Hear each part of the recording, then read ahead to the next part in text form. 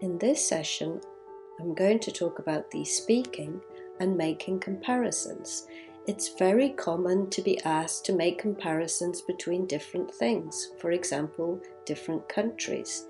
You can use certain expressions, for example, similar to. Let's say you are asked to compare the food in two different countries. You can say, the food in my country is similar to the food in the US. Or conversely, you can use different from. Let's say that they ask you to compare the landscapes in your country and another one.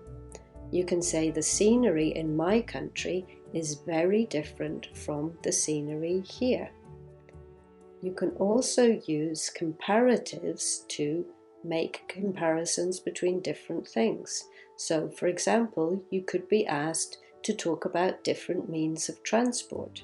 You can say travelling by plane is much more polluting than travelling by car. Or another way would be to say, compared to travelling by car, travelling by plane is much more polluting. Another word that you can use to make comparisons is whereas.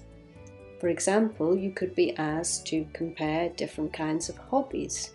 You could say, my brother is into sport, whereas I really love reading.